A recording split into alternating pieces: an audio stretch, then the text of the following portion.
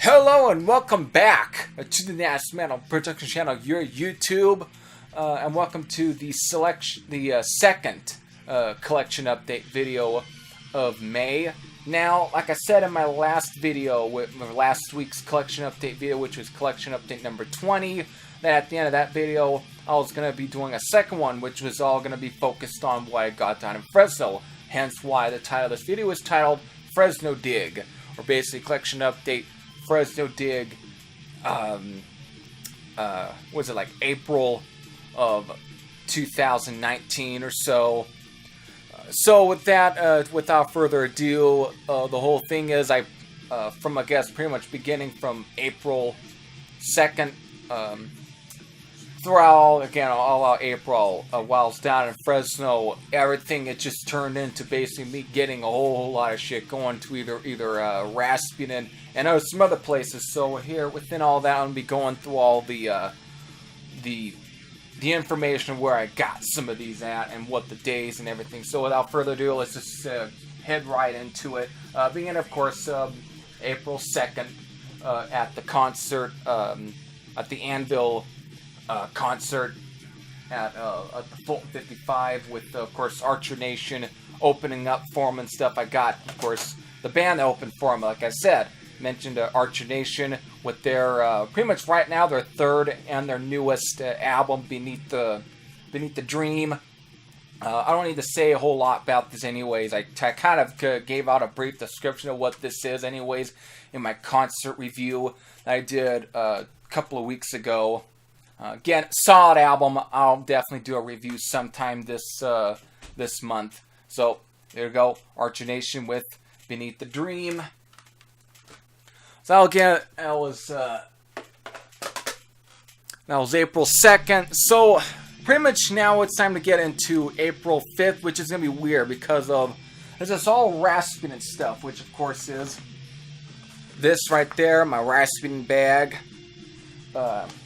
There's a lot of shit in this bag, okay? So pretty much from April 5th to April 14th, basically April 14th, was it April 13th, excuse me, April 13th and April 17th, yes, April 13th, that was Record Store Day. Yes, I actually participated in my first ever Record Store Day, and I'll get into that real soon here. Of course, again, April 5th, April 13th, and April 17th, I pretty much had popped in the Rasputin about 3 freaking times, and I got definitely quite a bit of shit from there. So without further ado, let's actually, let's just get right into it. First thing here, actually, let me just pop it on here, get that away. I'll get to that real soon here. Here we go. It's a fucking good bag. Alright. Here we go. Is this, let me kind of get this over here. Alright, hopefully everything's all entered in. Alright, first thing here. Finally happy to have this. I don't care if it's not a vinyl copy, it's a CD copy. I'm glad to finally find a CD reissue of this classic. This classic has been out since 2018, since last year, and trying to obtain this, at least at record stores, especially Rasputin, was a bit of difficult to actually get a hold of, but this time around, here they finally have a copy. That, of course, is the only, I guess pretty much right now, the debut from Black Death, which, of course, is the Hell's Headbangers CD reissue. Pretty much right now, the first official CD reissue of this classic underground cult heavy metal album from pretty much one of the very first all-black heavy metal band. Just great album. Which of course, as bonus tracks, it features pretty much the Here Comes the Wrecking Crew 7-inch, which came with a lot of the original Auburn Records copies of this album. Just finally glad to have this. I've had this on downloaded audio for years, and it was so ridiculous trying to find a copy of this one that was at least reasonable. But when Hell's Headbangers back in like late 2017 had announced that they were going to officially reissue this on CD, I was like, my jaw dropped. I couldn't believe it. I was like, yes.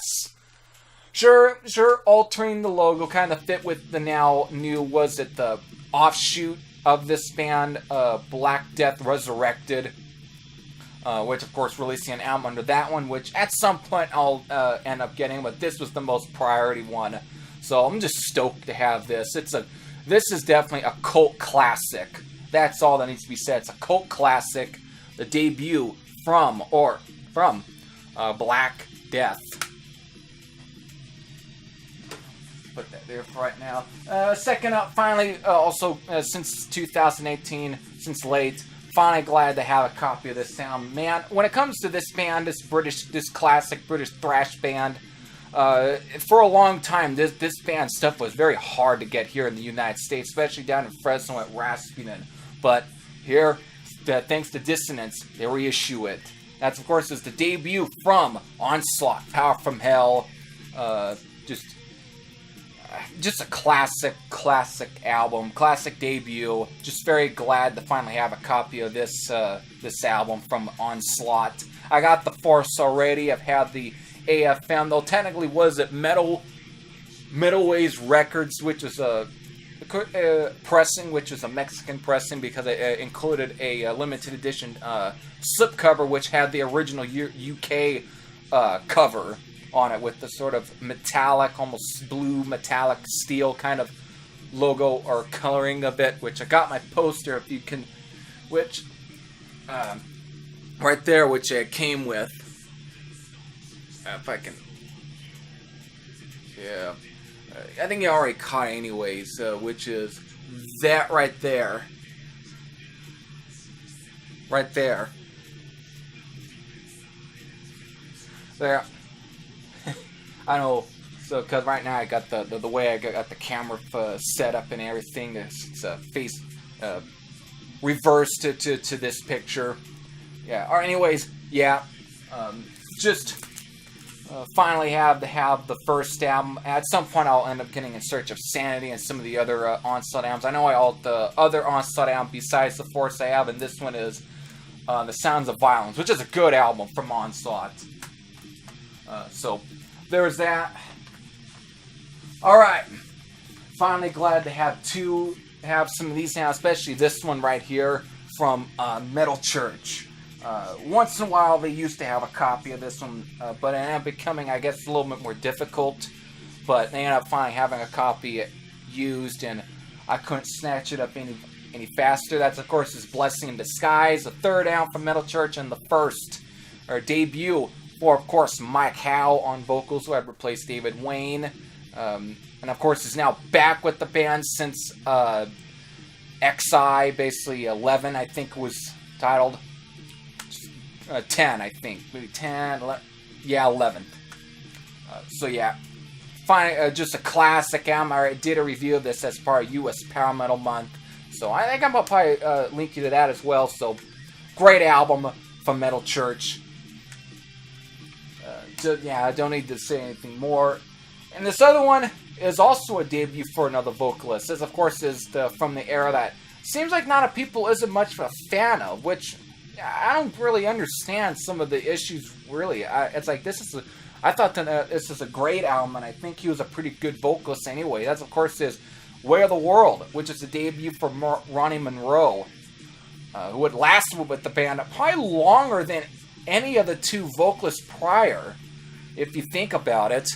But still, I actually like this one. It's just, again, solid heavy metal from Metal Church, released in 2004.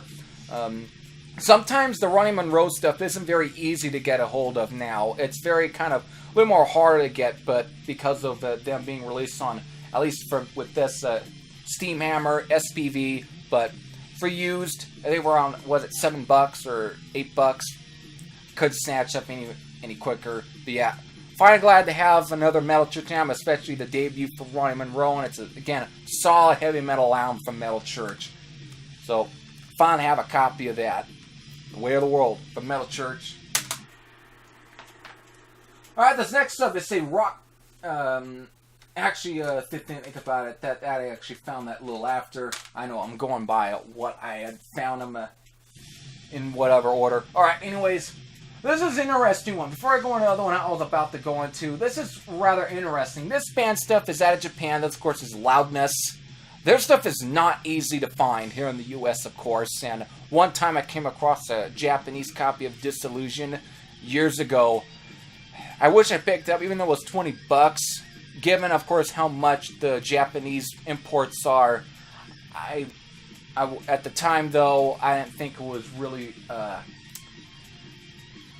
don't know, it was because of the money and everything, I feel like picking up. But this time, not 20 bucks, this time it was actually 10 bucks for something that actually goes for a little bit more expensive these days online. That's, of course, is this 6-track comp EP titled Loud and Rare. Because, of course, it was released back in 1991. This, of course, during the era when Michael Becerra was vocalist. But this isn't stuff with Michael Becerra. This was with the original guy. The one that was I think his name is already listed in here. With Minoru Niara. I think I pretty much... I think Minoru Niara. I probably butchered his name, but the original singer. The classic singer for Loudness. This is all stuff that he was on. It basically collects the Risky Woman EP, the Long Distance Love Super Mix, which I think was actually all in this book anyways.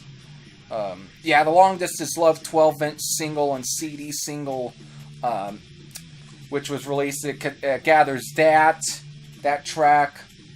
Grabs the 2 LP bonus single for 8186 Live, which was the live version of Mr. Yes Man, which I think was off the Law of the Devil's Land originally, but it's the live version, which you only could have gotten on the 2 LP plus bonus single copy of it. It was never released later on. It was never released as a bonus track on any of the reissues of the album, so it pretty much is a bit of a collector's item, and to get on this CD right here was the only way you can get it on CD. And of course, it features the track "Let It Go," which was also from a 12-inch single. So it features stuff that was never ever released as bonus tracks or anything on any of the albums. Of course, the Risky Woman EP was never released outside of the 12-inch singles, never used as bonus tracks for any of the albums, like especially that sort of mid-80s period.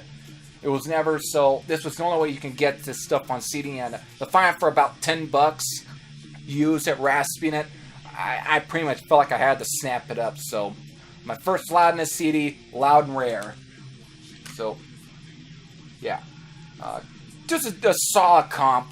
Definitely tracks like the Night Beast.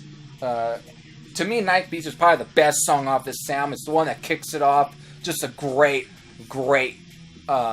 metal number from Loudness. Whereas stuff like Risky Woman has this sort of poppy almost feel to it. Though still pretty decent for what it is. And of course, Silent Store, which is kind of a ballad, but it's actually probably, at least compared to a lot of ballads, it's pretty good. Of course, the super mix of Long Distance Love is alright.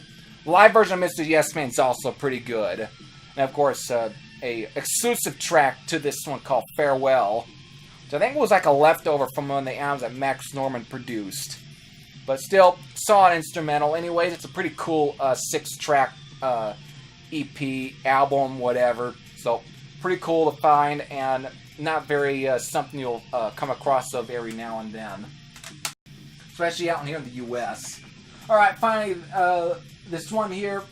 I'm still going through all the stuff that got Raspment. So again, this was the last that I got on my first visit to Raspment on this April trip, which was again April 5th of April, yeah.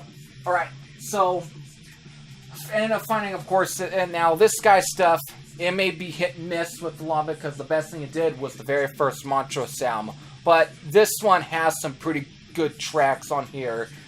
That's, of course, is Sammy Hagar with, of course, Danger Zone. This, of course, is the 2019 Rock Candy remaster. And came across it out there, and I was like, fuck it. Get it. Because it's got some... actually, this probably has, right now, one of my favorite Sammy Hagar solo songs. That's, of course, is Love or Money. Just a killer rocker of a track, and it almost has a slight speed metal feel to it. And also has some of the best work from Neil Sean, who, of course, makes guest guitar solo on it, and definitely by far better than anything he was doing with Journey at this time. Still, it's a great song. Of course, another one that I also like is Miles from Boredom, which just has almost a slight heavy feel to it as well. I think some of his solo stuff, this is probably some of his better ones, in my opinion. Again, just a solid album from Sammy Hagar. Sure, if you at least took some of the best songs from this one and some of the best songs from maybe the one before this, Street Machine, you might as well put those songs together and you'll probably have the best album at least album Hagar did since the first Montrose album, at least in my opinion. But still, it's a great good album from Sammy Hagar, Danger Zone. Alright, so now that ended off April 5th. I know this is going on quite a bit. Now, April 13th, Record Store Day. I didn't really feel like about it going into Rasping on that day, because of course it was, by the time we went in there, it still had quite a bit of people in there, a long freaking line. So trying to at least search through a lot of the CDs and everything was going to be a little bit of a task, because you got to move around everyone, basically. But I wasn't there to get any of the sort of special releases or whatever. We went in there for certain reasons, but I wanted to pop in there anyways, just to see what they'll have at the time. And what I left with, I was just satisfied enough with what I left with.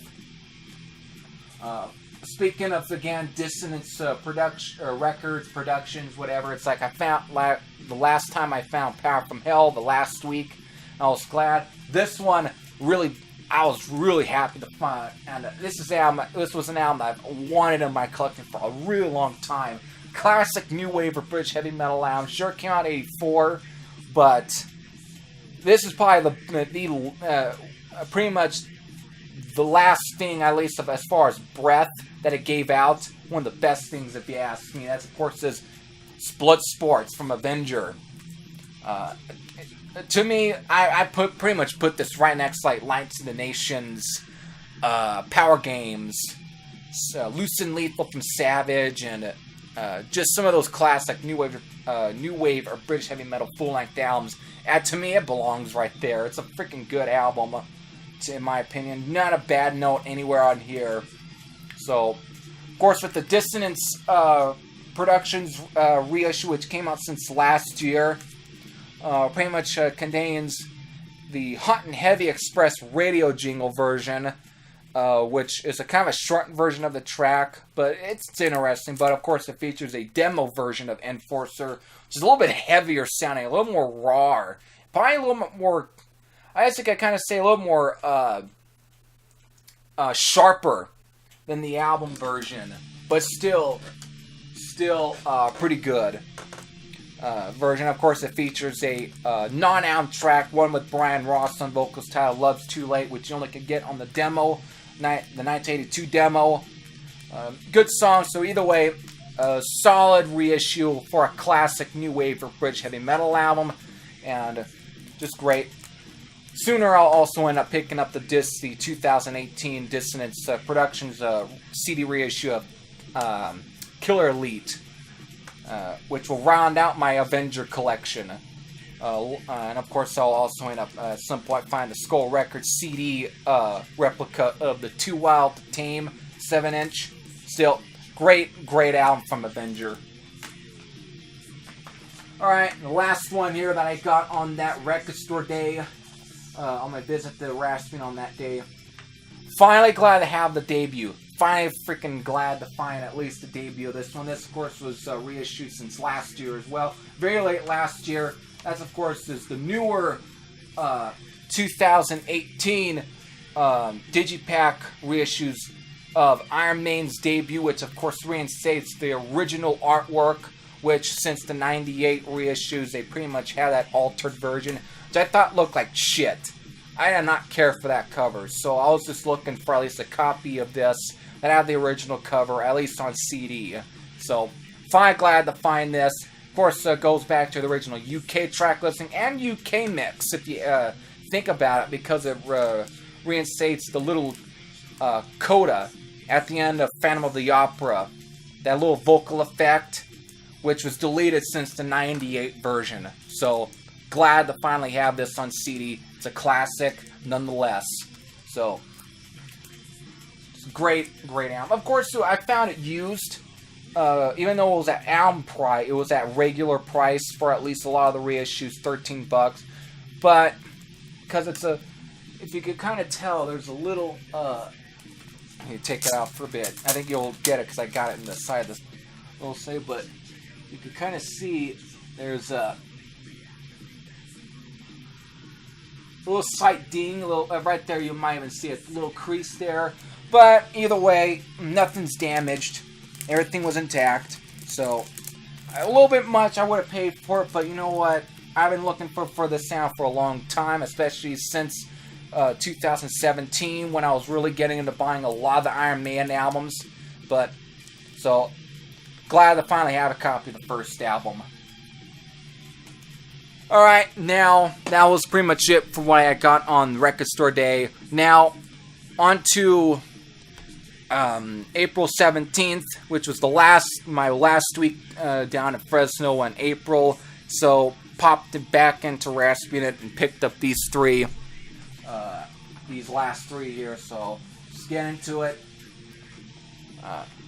Finally have a copy of the debut Aerosmith album, 1973. Just a solid album. I actually never really listened to this one, really. The only song I knew about was Dream On, and of course, Mama Kim were the only two I knew of course, Walking the Dog, so there's three there I knew about, but most of it was new to me. Especially their version of Walking the Dog, because I always heard the Rats version, which I know it's a cover track, Rufus Thomas song, but I always heard the Rat version of it. That was on the EP. So, very cool. Solid debut, really, from Aerosmith. It's definitely not Rocks, or it's definitely not Rocks. It's not Night in the Ruts or any of those albums, or even Toys in the Attic. But it's a solid album from Aerosmith. Just great early 70s hard rock. Now, this album I really didn't know, and of course this is one of the original US reissue. This one. This of course is Wasp, Inside the Electric Circus. I did not know for the longest time that this sound was very hard at least to get on CD. I knew about the Digipack versions, but I never seen a lot of the jewel case versions of this one. This, of course, was a part of the original Masters series or label, even though it's Snapper Music, but it was released under there for the US copies. And Jesus Christ, to actually find the look at this online to see what people sell for this pressing, because the first press, man, wow. People want some crazy money for this copy, and I found it for about $10. So, used. Again, finally have a copy of this one, and first time hearing it, to me, this is a solid album from Wasp. Sure, it has some of that poppy metal feel to some of it, but at the same time, it still sounds like Wasp to me.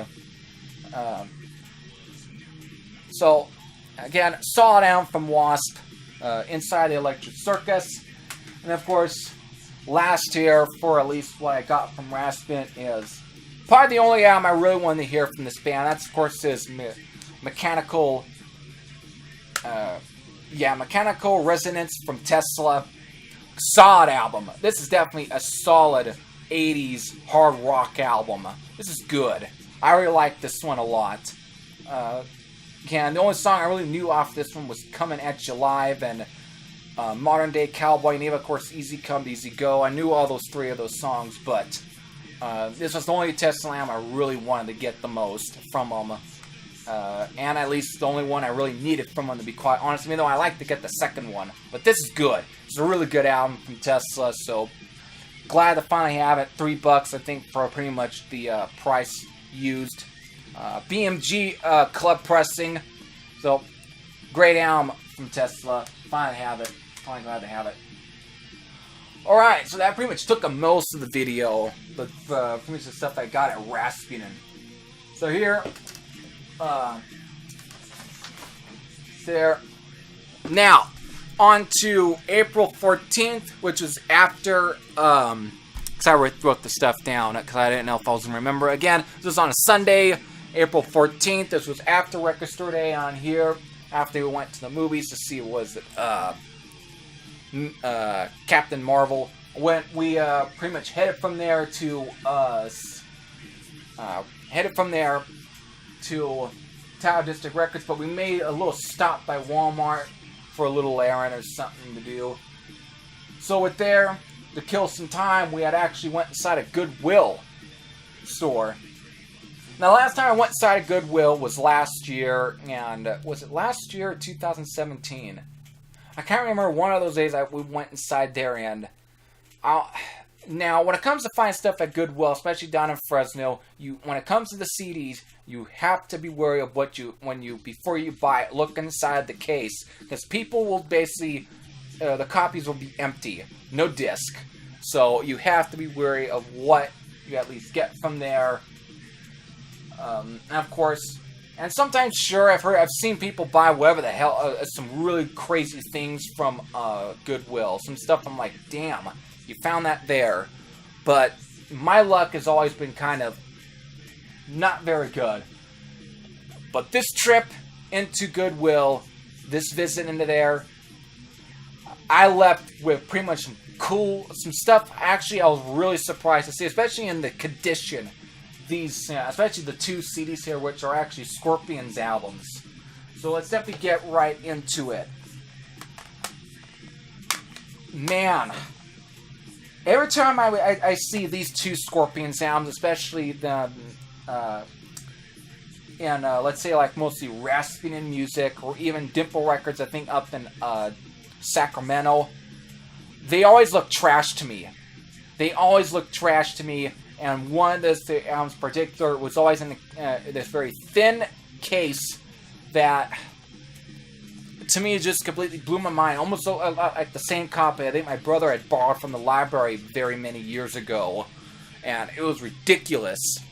But here at Goodwill, I actually was surprised. I think my jaw dropped when to see how good, and if you see this particular Scorpions album, one of these particular ones, in a proper jewel case, and in good condition, even with some minor sort of things here, but still, everything's in good condition in my opinion.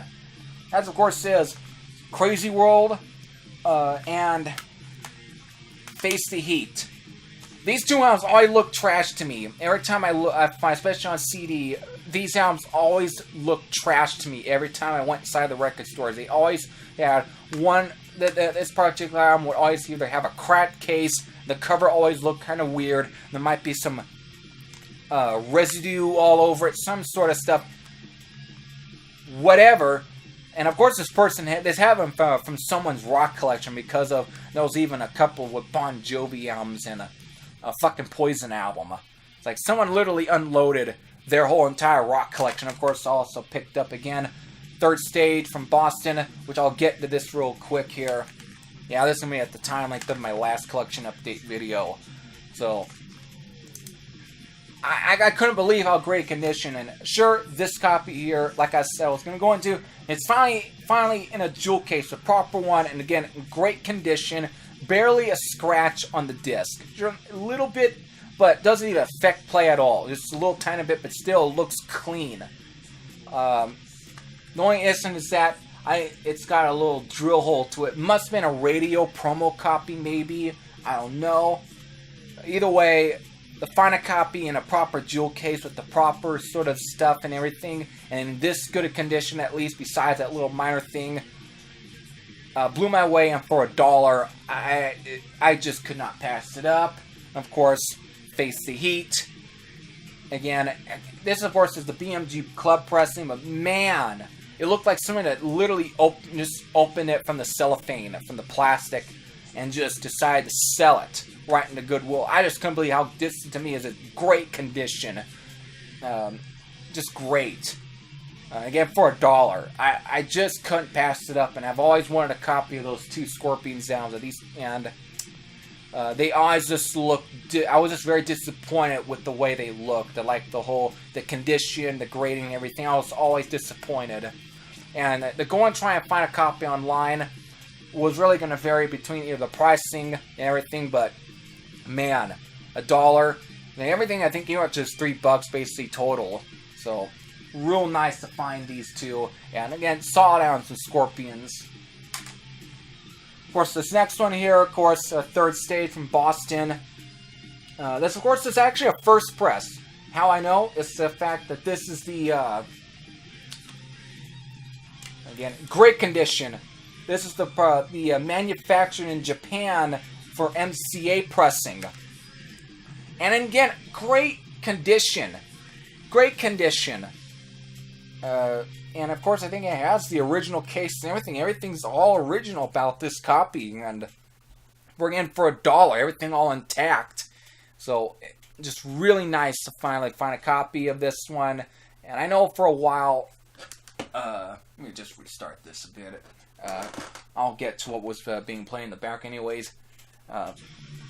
For a long time, I would see this at Walmart. But I just never felt like picking up because I thought I was happy with the 2 Boston albums anyways. But again, for $1, years later to find it, I just felt like, alright, I'm picking it up. But it turns out, it's a first press. It's original pressing. Again, the manufactured for Japan copy, which, I don't know, I think costs a little bit more. Because definitely you wouldn't find this for $1. This particular press, especially on Amazon because or eBay. So, very, very glad to have a copy of these 3, so, of those albums. So yeah, my first ever Goodwill finds, and again, ones that really surprised me. I think that all came, again, from the same person.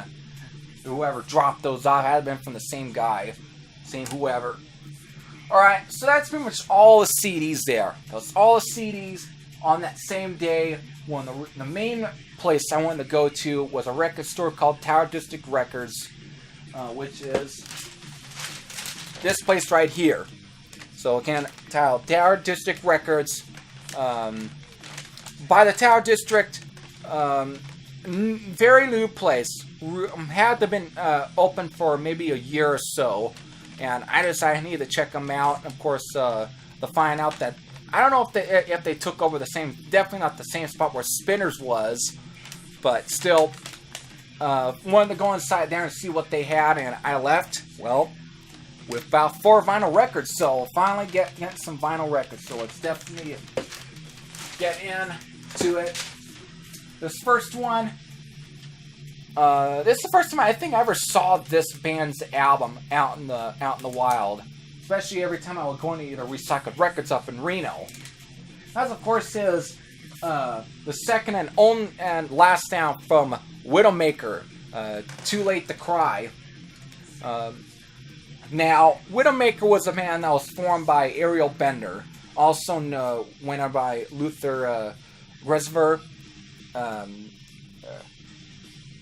Grosvenor, I think is pretty much the way you pronounce it, who of course was the former guitar player for Spooky Tooth, but went and changed the name to Ariel Bender when he joined Moth the Hoople.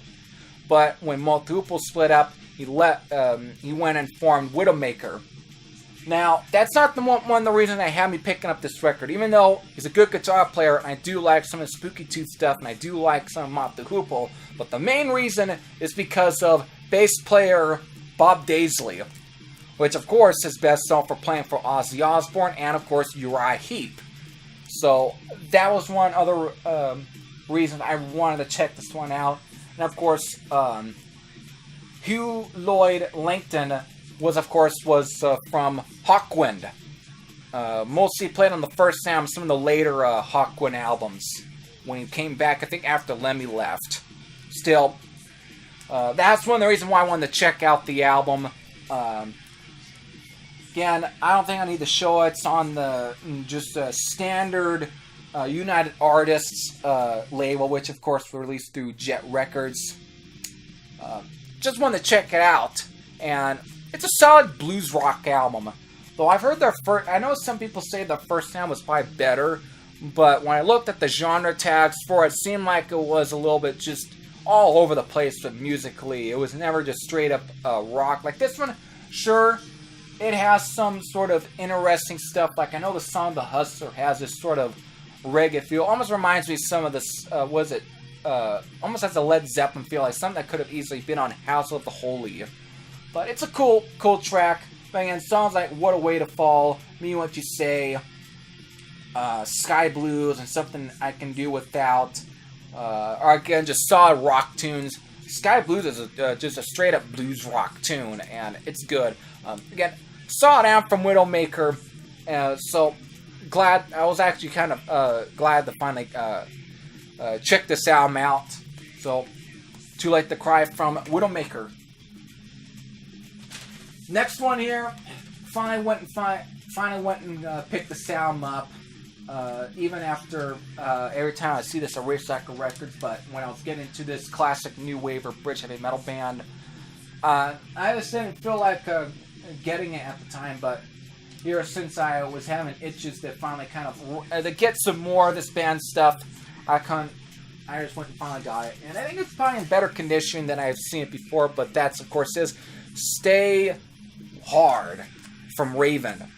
Pretty much their fourth full-length album, released right after All For One, which at some point I'll get as well. But this was their debut for Atlantic Records, so it's the first in the more commercial period. But upon listening to this album, it's a fine album. The more and more I listen to it, the more it grows on me. So songs like "When the Going Gets Tough," "Get It Right," "Extract the Action," even the song "Restless Child," to me are all classic Raven to me. That all sounds like classic Raven to me.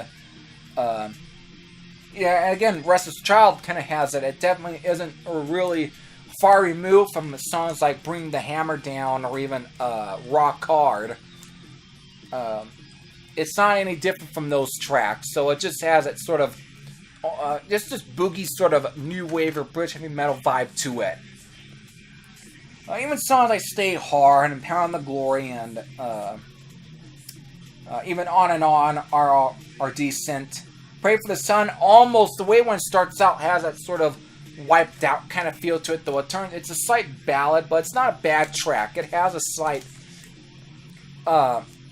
sort of feel, almost like wiped out kind of feel to it. Like more so like I can't think of which track, but because of John Gallagher's bass, which at times he's very much close to like Geddy Lee in terms of that feel, that sort of bass tone and everything.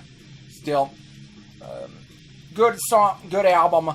The only song I at first listened I thought was a mistake was them redoing "Hard Ride," but the more times I play it, the more that this version grows on me. But still, I still prefer the Rock Until You Drop version. So, fine, glad to have it. "Stay Hard" from Raven. Alright, this next one here is, of course, the second album from Axe, "Living on the Edge." Of course, now, beginning of this year, I had showed Offering and Nemesis, which those are the first two albums I got from Axe, and the ones I was very interested in checking out to begin with. Like those two albums, they were just solid, sort of melodic hard rock albums. So, or AOR, whatever you want to kind of look at that genre. But with that, liking those two, especially Offering, I really wanted to kind of go back and check out their first two albums, and out in Tower District Records, I found a copy of their second album, Living on the Edge. Can't even speak right now. I guess I can show this off because this is on MC. Now, most of the times I would see this album online. I've never seen a copy of this album with the classic Rainbow MCA label. Centering. I've never seen a copy with that classic ring, which of course everyone has seen here all the time, but I've just never seen it for a copy, at least of this album. Again, pretty good shape actually for what it is. Sure, it has a little bit of ring wear there, but still overall in good shape. This is a good album. For the longest time, almost made me aware of also ending this album to the sort of, list of getting stuff from Axe, the sort of, I'd say, buy list, was a certain review on Discogs, saying it was all ballad-driven, too many ballads and everything, and it kind of left me from ever checking this album out. But since I liked Offering and Living on the Edge, Offering and Nemesis, I felt like, since I saw it out in the wild, I decided to just pick it up. And this is not all ballad driven. Actually, there's not really very many songs there that almost to me feel like a ballad. Maybe more on the melodic side, but it's a little bit at times compared to, let's say, an album like Nemesis, it's a little bit on the harder rock side at times. Almost has a very 70s vibe to it. Reminds me a little bit of Styx here and there, more so the Wood Nickel era stuff, with some slight leanings towards like some of the harder rockin' songs off of The Grand Illusion. And of course, and at times this sounds like a more of a 70s era Journey album. Like, think more of the first three or those two 70s era Steve Perry Journey albums, but a little bit on the heavier side. This is a good album, actually. I really think this is a really good album. There's not a song here that I don't like. To me, this album and Offering might as well probably are right now my favorite two albums from Axe. Just some solid melodic hard rock. So glad to have it. It has a bit of a raw feel to it. Just a good album from them. So very glad to finally have this on record. Of course, getting on CD is going to be a lot more difficult, but glad to have it. Also, it seems like it has a little bit of slight sock cut there. But either way, it's very, very disnotable, unnoticeable at times. Almost blends in a little bit. But still, great album from them. Finally have that. Now the last one, you could probably say this is a grail for me. This is probably a grail. I can't believe I finally found a copy of this album, or at least of this EP, out in the wild. Even though it's not in the greatest condition, it at least still played, and for the price, I just couldn't pass it up. As of course is the first release from Armored Saint. That's of course, again, the Armored Saint EP, the original 3-track copy on Metal Blade. Very much stoked to finally have a copy of this. Man, trying to when it comes to getting this at least online, no way I'm either going to pay either $30 or $40. There's just no way. I just couldn't believe how that I found this out in the wild. Yeah, it's a little bit got some ring wear and everything, especially on the back, but I just could not pass it up. And again, for $10, I just couldn't. Just solid classic EP from Armored Saint. Just has some great tracks like Lesson Well Learned, or early version of False Alarm and On the Way. Just great. Yeah, I'm just finally glad to find a copy of this one out in the wild.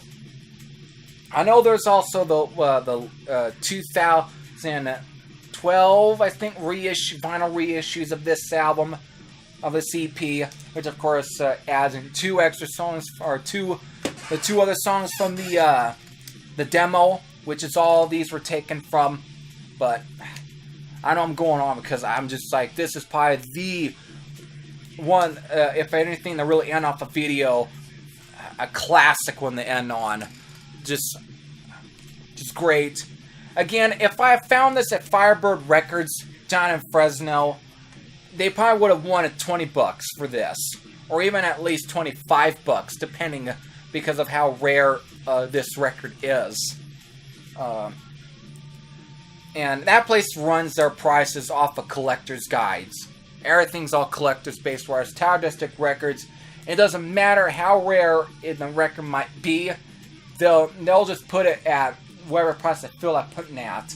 And it said it was $10, rough condition, but it plays great to me. Sure, there's a little bit some vinyl noise and crackling and stuff, but no, not a skip, no jump or anything. It just played the way I would have hoped for it to play, because this is not an easy album to get a hold of. So I was very happy to finally have a copy of the very first Armored Saint EP. So with that, that was my Fresno dig. We pretty much went in at 45 minutes. I hope you all enjoyed. You could definitely comment on all the stuff here. I know there's plenty of albums here you all heard of or have all seen. So with that, hope you all enjoyed. Take care, and I'll see you all again later, real soon. See you, everyone.